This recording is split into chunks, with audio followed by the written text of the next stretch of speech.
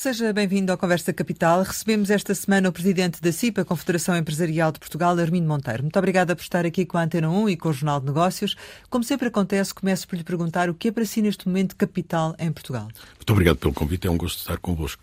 Capital, curiosamente, é o ativo que nós mais precisamos e por estranho que isso pareça, tem sido o ativo mais ostracizado, quase expulso de Portugal, porque efetivamente não há no discurso político uma atração, um discurso de atração do capital. Pelo contrário, parece que hoje o capital é algo que é completamente dispensável, o que não é verdade.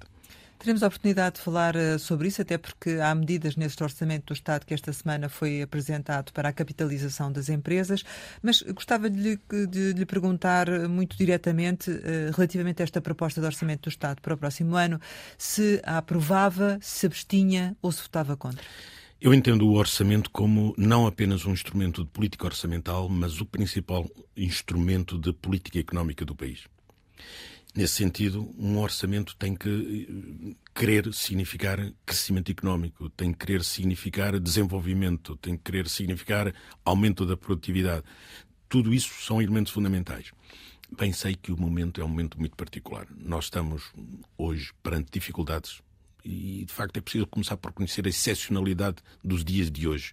Nós estamos com tensões económicas em várias partes do mundo, estamos com crise de liderança em nações que nos habituámos a ver como líderes mundiais, Estados Unidos, França. Estamos com motores, pulmões económicos importantes, como é a Alemanha, que está a dar sinais de fadiga. E em Portugal temos tudo isso, porque naturalmente estamos dependentes da conjuntura externa, mas temos em Portugal ainda um adicional, que é não temos uma maioria parlamentar e podemos estar à beira de uma crise económica. Dito isso, o que é que faria? Por isso a resposta é em função disto. Eu aprovaria este orçamento nesta circunstância, porque é um possível, é aquilo que de alguma maneira foi possível ao Governo apresentar para que tenha o mínimo de viabilidade de aprovação. E nesse sentido, reconheço a negociação séria, honesta, que foi de aproximar o partido que sustenta, os partidos que sustentam o Governo do principal partido da oposição. Reconheço isso. Dito isto, lamento que, naturalmente, na perspectiva económica, não tenha sido possível ir mais longe, porque o país precisa, efetivamente, de uma transformação económica. Então, é um orçamento que não é um orçamento bom, mas é o possível, é isso? Exatamente. Ou adequado ao momento? Nós habituámos em Portugal a que a política tem sido um exercício de mínimos. E isso é terrível. Porque quando nós fazemos um exercício de mínimos, estamos de alguma maneira a adiar uma transformação que para o país é absolutamente fundamental. Nós habituámos-nos a toda esta coreografia político-partidária e quase que já não estranhamos. Mas se nós tivermos em conta a profunda transformação que é necessário fazer na nossa economia, a profunda transformação que é necessário para que as empresas possam ter modelos de desenvolvimento bem mais sofisticados, com valor acrescentado, para que não haja esta comoção cada vez que se fala em salários baixos. Mas os salários são baixos, porque naturalmente o retorno da economia também é baixo. Nós não produzimos como outros países, Mercedes, BMWs, para enfim, não querer utilizar dizer outras marcas. Que não outras marcas. Sim. Ou seja, o nosso valor acrescentado é diferente. E também, naturalmente, a remuneração é diferente. Devemos, com isso, aceitar com esta prostração? Não. Devemos realmente encontrar formas de transformar. Estamos hoje no dialbar do mundo digital. Nesse mundo digital, naturalmente, não há países periféricos. Então, para que fique claro, este orçamento, do seu ponto de vista, não promove o crescimento económico? Este orçamento tem aspectos positivos. Agora, nós temos dito que mais importante que a intensidade das medidas é a direção. E achamos que o orçamento vai na direção certa. Repare que há 10 anos que não estava na agenda uma redução dos impostos sobre as empresas. Não estava na agenda uma redução da asfixiante carga fiscal, seja sobre as famílias, seja sobre as empresas. Portanto, é o início de um caminho. É o início de um caminho. E é nesse sentido, é nessa esperança que nós naturalmente entendemos este orçamento. É com essa esperança, como sendo o início de um caminho. Mas, naturalmente, não é um ponto de chegada, é um ponto de partida, porque efetivamente a economia precisa desta transformação. E nesse sentido, sim, é um sinal de esperança. Há alguma palavra para qualificar o orçamento? Diria que é o orçamento possível. É o orçamento possível. É importante percebermos que, não havendo uma maioria parlamentar, é preciso encontrar uma base de sustentação de um orçamento. Aquilo que não deixo de reconhecer é que, aparentemente, alguns partidos entendem que ser contra a redução de impostos nas empresas, que ser contra a promoção da economia, acham que isso tem naturalmente recompensa política, tem recompensa eleitoral. Isto é que para nós é uma perplexidade, e achamos que o sentimento do país não é esse. O sentimento do país não é esta pequena disputa político-partidária que é feita às vezes nos gabinetes, descolada da realidade económica. Mas está-se a referir em concreto ao PS? Estou-me a referir ao principal partido da oposição, porque, naturalmente, a imposição de apenas reduzir, no momento em que a asfixia fiscal é reconhecida, seja sobre as famílias, seja sobre as empresas. É reconhecido que as empresas em Portugal têm a maior tributação nominal da OCDE. E ainda assim, colocar como, condição de aprovação que as empresas não possam ter desagravamento maior que 1 ponto percentual em toda a legislatura, naturalmente que só posso entender que esta posição pretende ser uma base de um projeto político, uma visão da sociedade. E eu não creio que esta visão de sociedade seja real. Não creio que os portugueses sejam contra a penalização, que sejam a favor da penalização das empresas. Porque isto vai mais longe. Não é apenas um alívio. Quando eu estabeleço que as empresas não podem ter mais que 1 ponto de redução e que nunca seria possível chegar a 17% de tributação, eu, no fundo, estou a dizer que esta tributação exagerada sobre as empresas é justa. E é contra isto, contra esta visão de sociedade, que eu espero que os portugueses estejam, que isto não seja um sentimento dos portugueses em geral. Sim, já disse que à partida não será e teremos a oportunidade de ir mais ao pormenor relativamente a isso que acabou de dizer, mas ainda assim, sob aspectos gerais do orçamento, sabemos que temos um crescimento de 1,8 este ano, 2,1 em 2025, um excedente de 0,4 e 0,3, ou seja, muito curto. Acha que o Governo deveria ser mais contido na despesa, apesar de ter acabado de defender a redução da carga fiscal? Acha que terá ido longe demais em alguns aspectos? É necessário nós termos a noção que este orçamento disponibiliza para despesa quase mais 10 mil milhões de euros. É muito.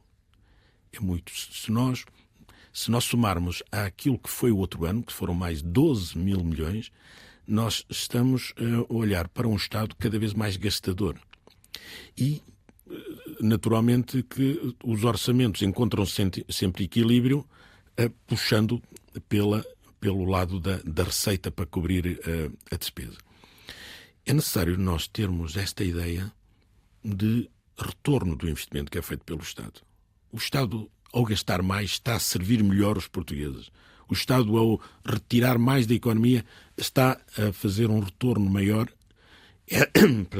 Essa dúvida, que naturalmente eu acredito que muitos portugueses têm, é verdadeiramente o sentido do equilíbrio. Porque não basta apenas olhar para o lado da receita, é preciso nós conseguirmos olhar para a despesa. Mas alguma medida que esteja neste orçamento que leva a uma redução da despesa, ou, aliás, um aumento da despesa que acho que não faria sentido?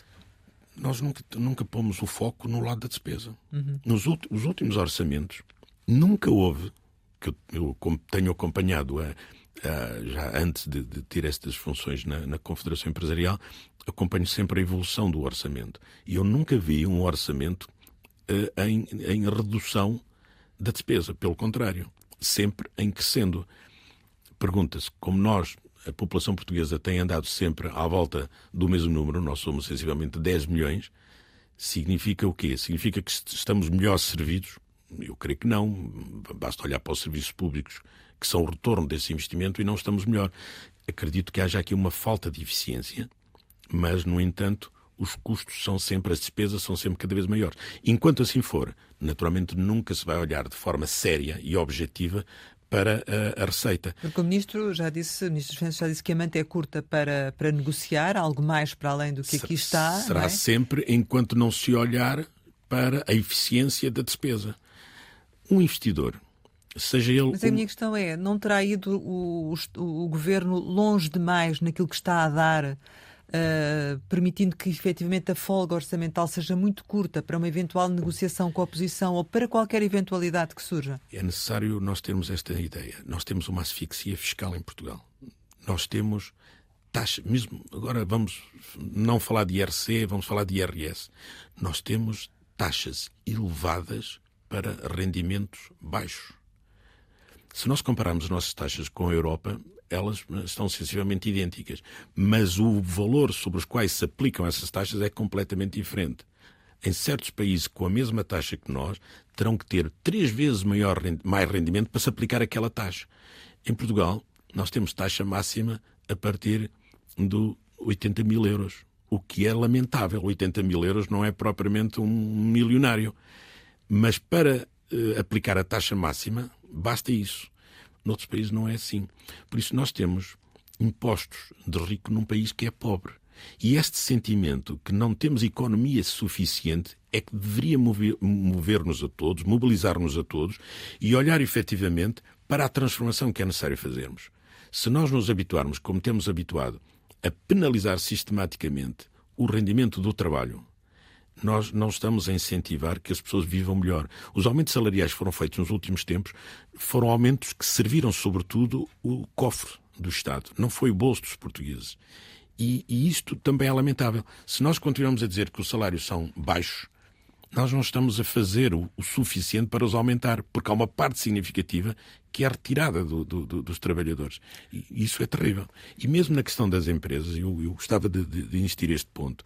Se nós continuarmos a achar que a tributação sobre as empresas é virtuosa, nós achamos que a tributação sobre as empresas é para a remissão dos seus pecados. Ou seja, há aqui uma penalização voluntária sobre as empresas que deveria haver a nível nacional uma discussão para se perceber se efetivamente esta visão que se tem sobre as empresas é efetivamente aquela que os partidos estão a defender, sendo que nós não achamos que de facto esta tributação permita o crescimento, mas a ideia de não reduzir quase parece que é necessário para a remissão dos pecados que as empresas fazem. Mas não é o caso deste governo, não é? Não.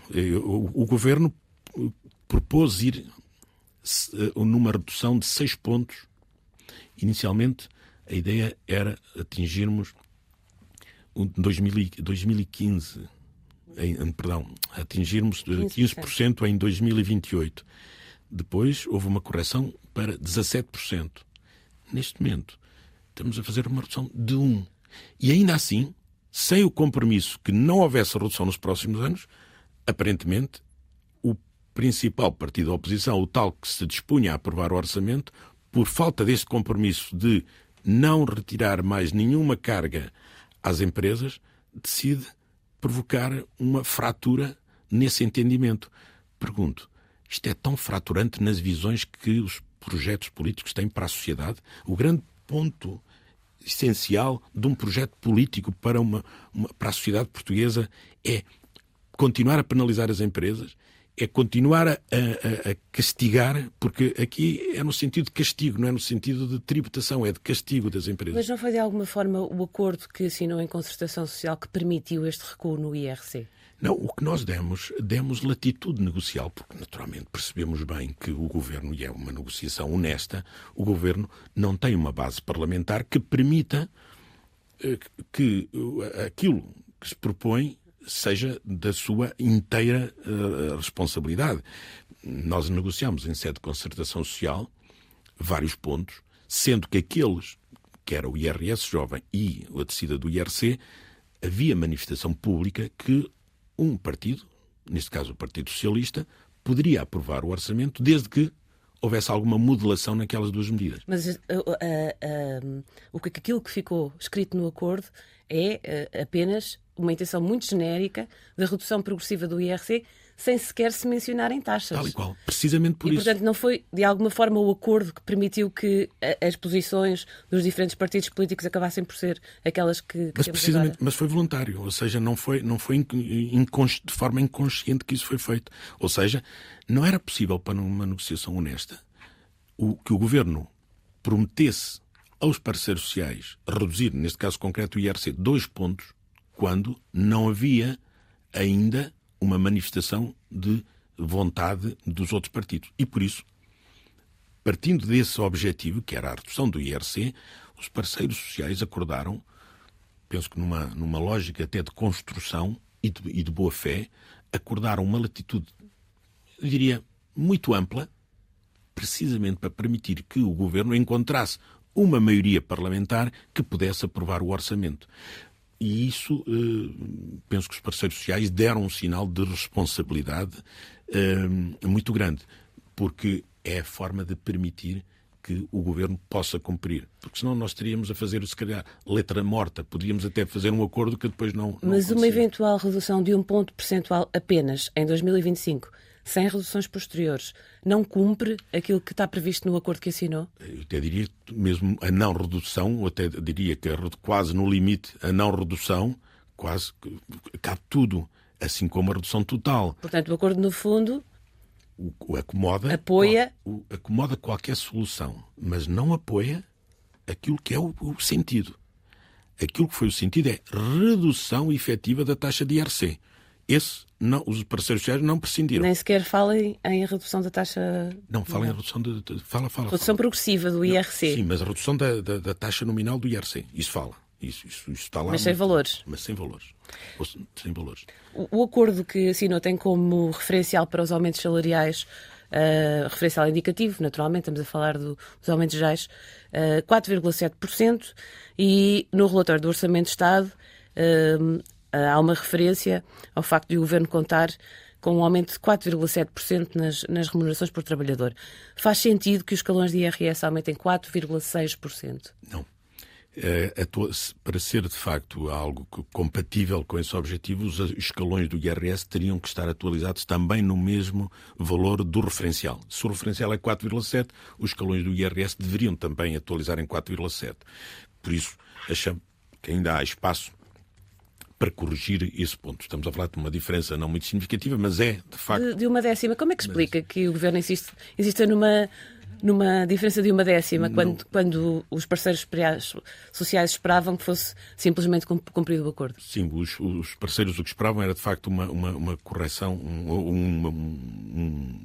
uma atualização no mesmo valor do referencial. Eu creio que há neste acordo um aspecto que é continuar a que o orçamento consiga capturar, o Estado consiga capturar sempre parte do rendimento. Há uma medida que para nós é emblemática, que é a questão da possibilidade de se poder pagar até o valor de um vencimento a um trabalhador, mas ela foi...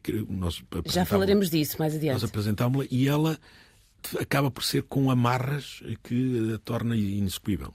Mas acha que ainda é possível alterar uma questão como a atualização dos escalões do IRS? Com certeza. Neste momento a proposta é uma proposta de orçamento que foi apresentada ontem.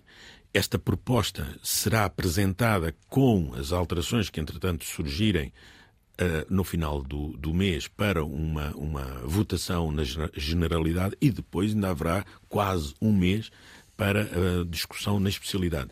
Por isso, temos visto nos últimos anos que as propostas não são exatamente iguais àquilo que depois é a versão final do orçamento aprovado. Por isso acreditamos que num processo negocial de boa fé e, repito, construtivo para a economia nacional, ainda há espaço para melhorias.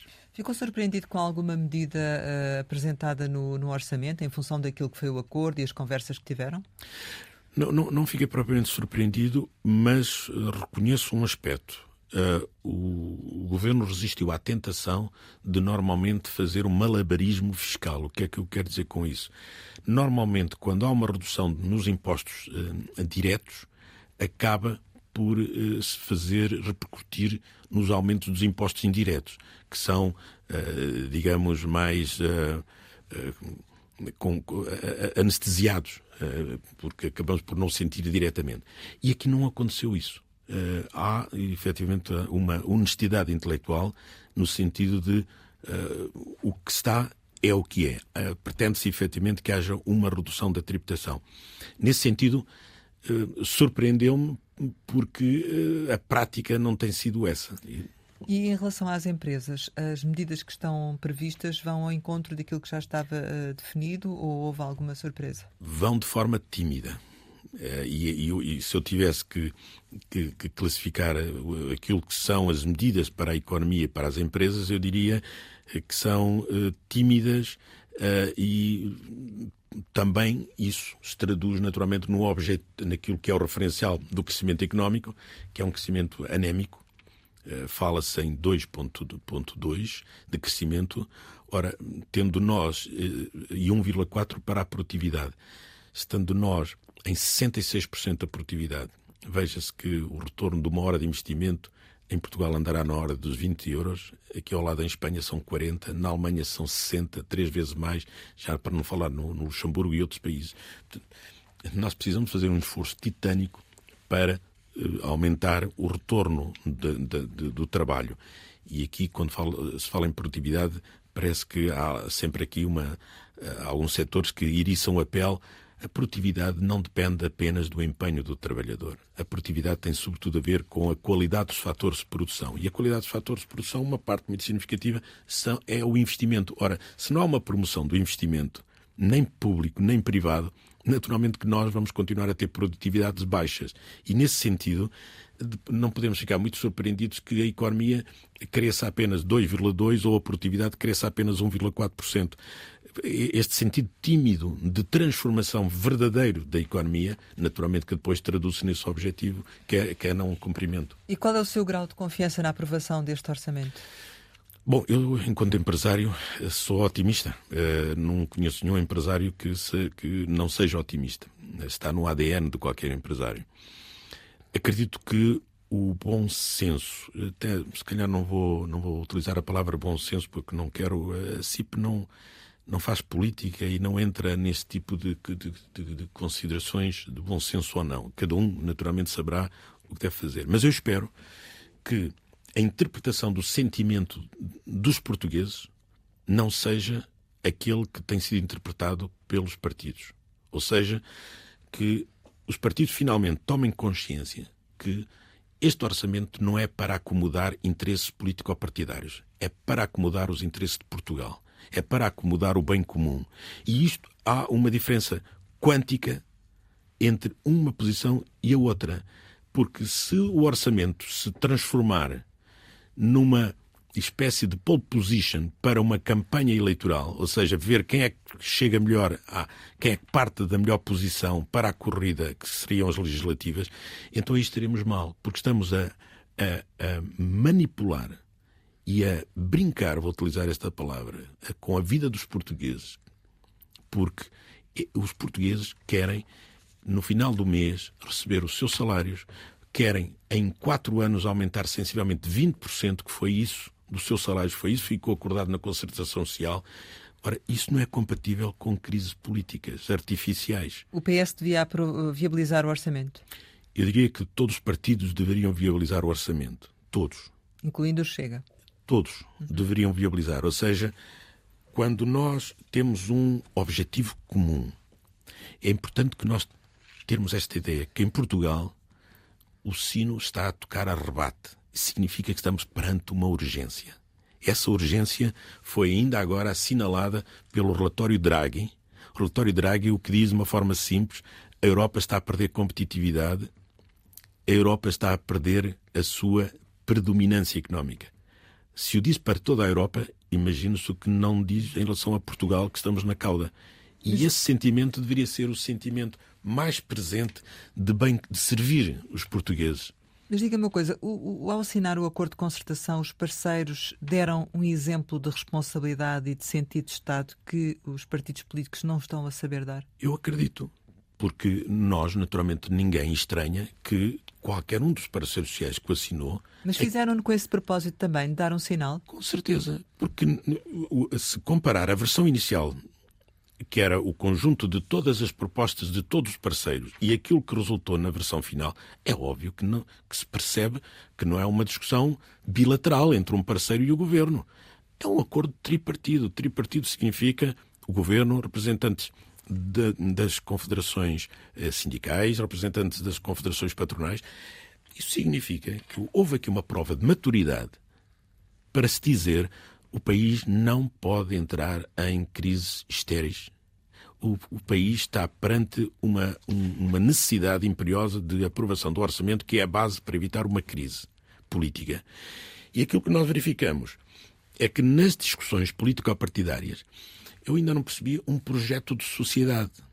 Eu percebi, foi sobretudo, uma teimosia e quase uma contabilização no sentido de ganhos e perdas perante os seus eleitorados, não como ganhos e perdas perante o país. Percebemos, mas num cenário de não aprovação do Orçamento do Estado, do seu ponto de vista, o que é preferível? Uma governação em duodécimos ou eleições antecipadas? Uma governação em duodécimos é uma governação castrada. É uma governação em que apenas se pode fazer um dozeavos do que se fez no ano anterior. Se nós no ano anterior tivéssemos tido uma política expansionista, uma política em que, na prática, tudo que tivesse corrido bem, então bastava fazer um dozeavos do bem que fizemos no ano anterior. Ora, nós vamos fazer um dozeavos do bem e do mal que fizemos no ano anterior. E o ano 2024, que é este ano que estamos, não é propriamente um ano exemplar sob o ponto de vista de crescimento económico, sob o ponto de vista de investimento, sob o ponto de vista de execução dos programas, seja o PRR, seja outros. Portanto, eu não vejo que possamos perder a oportunidade, possamos perder tempo para mais um ano de adiarmos a nossa transformação. Mas o cenário de eleições antecipadas também não garante estabilidade, nem execução. Nós tivemos em 2024, com a crise política que houve, tivemos parte do ano sem governo e outra parte desgovernados, porque demoraram muito tempo as eleições. Nós tivemos 4 meses com um governo de gestão. Mas então qual é que é a melhor opção? Duodécimos ou eleições antecipadas? E por isso, perante estes dois cenários, então preferia eleições antecipadas, porque o regime duodecimal é limitativo. No fundo, é adiar que não vai resultar nada, que vai depois dar de novo em eleições. Então, já que o cenário, a segunda etapa será as eleições, para que ter ainda uma parte no fundo, de perda de tempo, que seria um regime duodecimal. Isso significa também que, se o orçamento não for aprovado, em que medida é que o acordo de concertação social fica comprometido? Porque sabemos que ao nível dos aumentos dos salários mínimos, eles podem avançar. Mas depois, tudo o que seria compensações às empresas para promover esse aumento não vai acontecer, não é? O drama em Portugal dos salários tem sido exatamente esse. O que resulta de decreto, que é o salário mínimo, aconteça o que acontecer. Aquilo que resulta, de salários que resultam do crescimento da economia, acontecem se, naturalmente, a economia crescer. Isto significa que nós temos tido uma evolução decretada, mas não temos tido uma evolução salarial sustentada na economia. Isso significa que se nós tivermos um ano de crescimento modesto, vamos também ter um ano de crescimento modesto na questão salarial. Por isso é que estava a dizer, nós não temos tempo para perder. Não temos tempo para nos entreter nestes jogos florais que parece que estamos apenas a discutir o interesse político-partidário. Vai ser preciso fazer uma revisão do acordo, então. Este acordo, naturalmente, vamos supor o pior cenário, que havia uma crise política que determinava a cessação de funções do governo. Naturalmente que este acordo perdia o seu efeito, naturalmente. E para fazermos um novo acordo teríamos que ter um novo governo. E em duodécimos ele também não funcionaria? Também não funcionaria, porque um regime duodecimal é para fazer um 12avos do que foi feito o ano anterior, não é para fazer coisas novas. E este acordo é para fazer coisas novas. Portanto, o regime duodecimal é claramente castrador daquilo que são os objetivos e as necessidades do país. O que é que levou a CIP a assinar? A CIP foi uma das últimas confederações que confirmou que iria também entrar no entendimento. No ano passado, como sabemos, a CIP não assinou o acordo. Houve muito debate interno entre os associados da CIP? Houve. E a decisão foi tomada por unanimidade. Eu gostava de registrar isto. Nós, na nossa posição inicial, não pretendíamos assinar este acordo. Mas o que é que mudou? E só assinámos porque foram lá incluídos 2 pontos que para nós são absolutamente fundamentais, que são o ponto 17 e o ponto 18, concretamente. O ponto 17 estabelece um objetivo de atingirmos, no período da legislatura, 75% da produtividade média da Europa. Nós hoje andaremos na ordem dos 66%. Isto é importante, é fundamental. Mas acha que as medidas que estão no acordo permitem que isso aconteça? Não.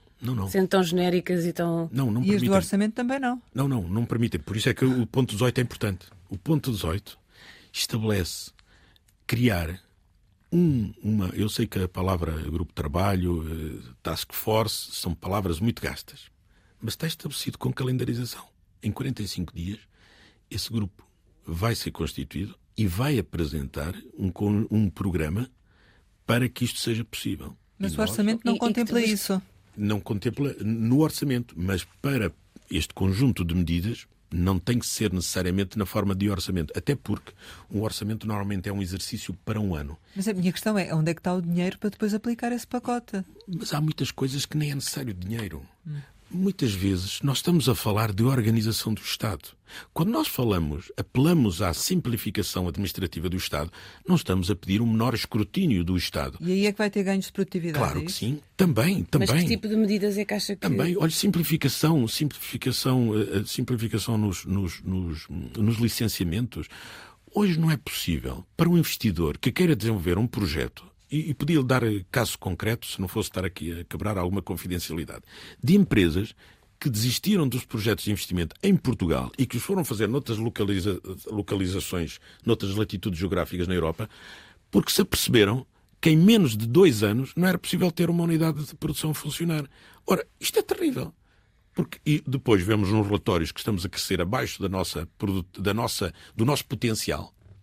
E vamos tentar perceber porquê e encontramos. Claro, nós aproveitamos aquilo que pior tem, a burocracia, que já não é algo para escrutínio, é algo para complicar, para entrar dentro de um emaranhado de licenciamentos, de decisões que não acontecem.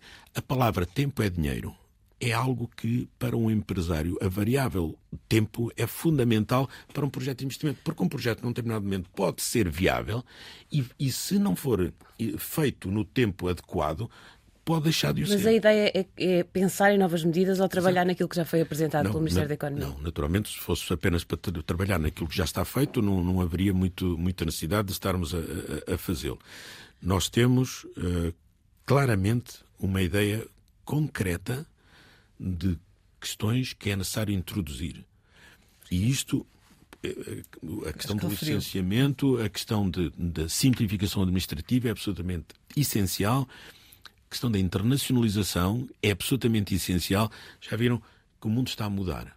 Então, e a nossa rede de embaixadas económicas, que são as delegações da AICEP, estão nos países certos, estão nos países que devem estar, para onde nós devemos agora exportar.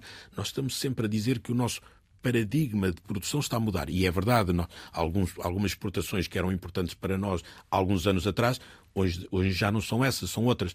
É claro que os destinatários, ou seja, os países que nos compram, também mudaram.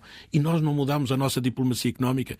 Ou seja, isto para responder à questão, Sim. não é só uma questão financeira, não é só uma questão de envelopes financeiros ou pacotes financeiros, é muitas vezes, sobretudo, organização eficiente do Estado. Então, estes 2 pontos, que apesar de serem muito relevantes pelo que espera que venha a acontecer, não têm medidas concretas, foram mais importantes do que a própria questão política para a CIP assinar o acordo? Não, estes 2 pontos foram fundamentais, mas o principal foi exatamente este que eu referi há bocado.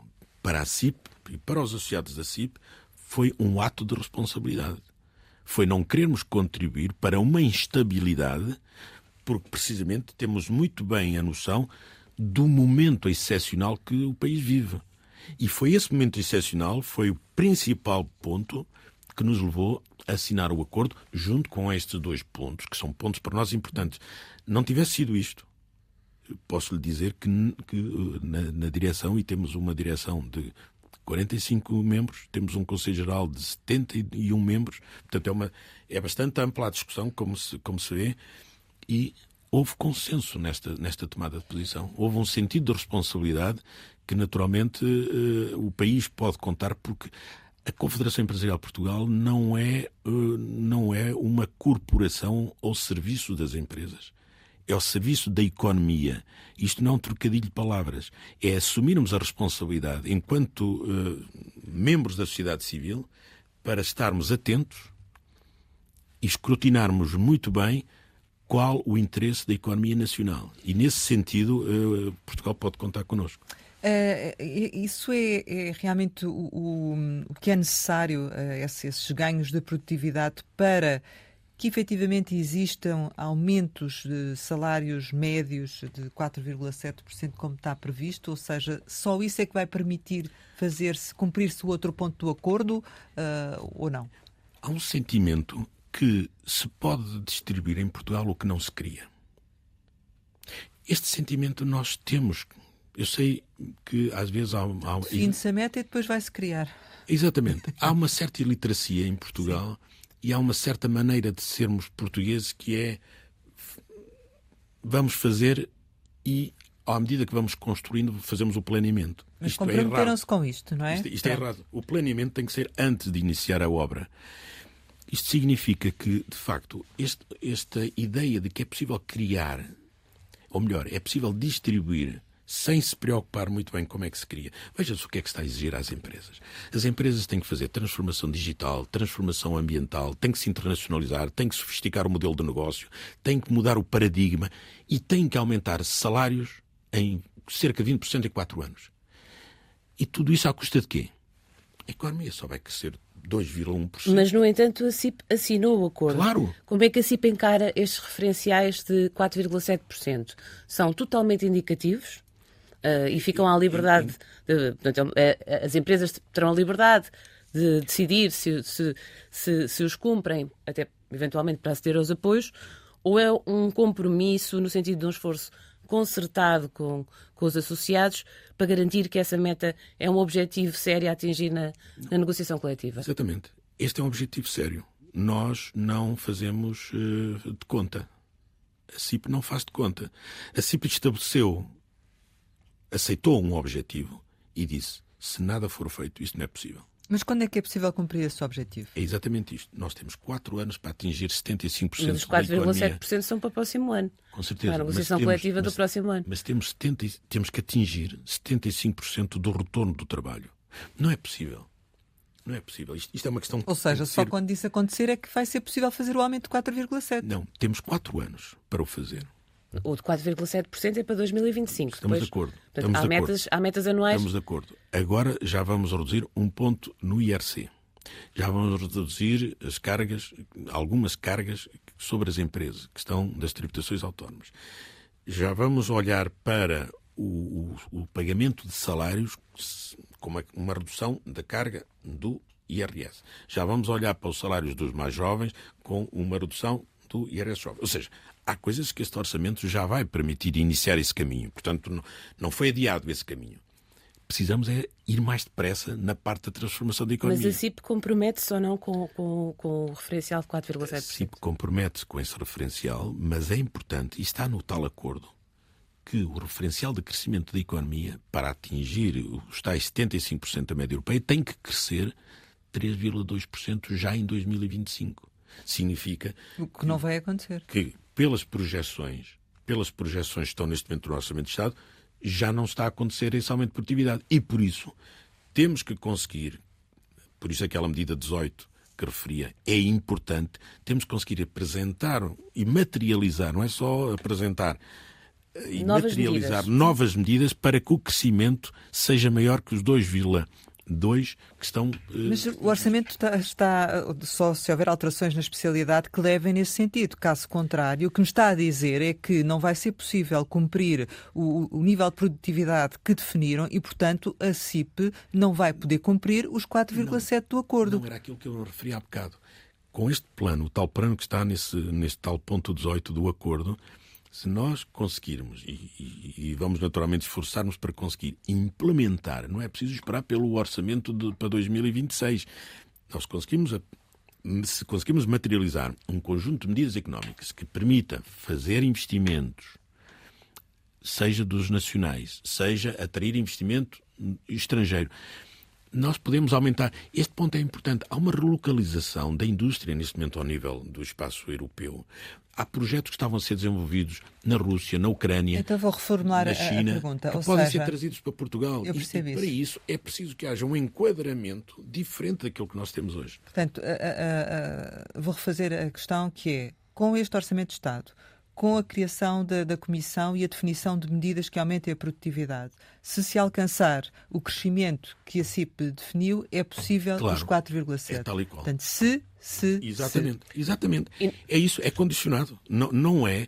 É importante que se perceba que um acordo é um acordo de valorização salarial e crescimento da economia.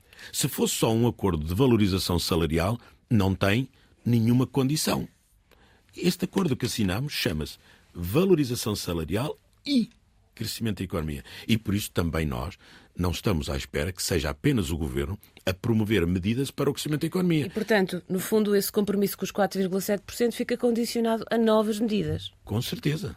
Porque essas novas medidas são essenciais para fazer crescer a economia. Porque, como se vê no referencial apresentado do Orçamento de Estado, é um crescimento anémico. Estamos a falar em 2,2%. Ora, como é que nós, prevendo-se um aumento salarial do referencial de 4,7%, com crescimento de 2,2%, não chega. Acha que as empresas não vão cumprir? Não é uma questão de cumprir, é uma questão de há condições ou não há condições para... Acha que não há condições? O próprio orçamento estabelece este crescimento de 2,2%.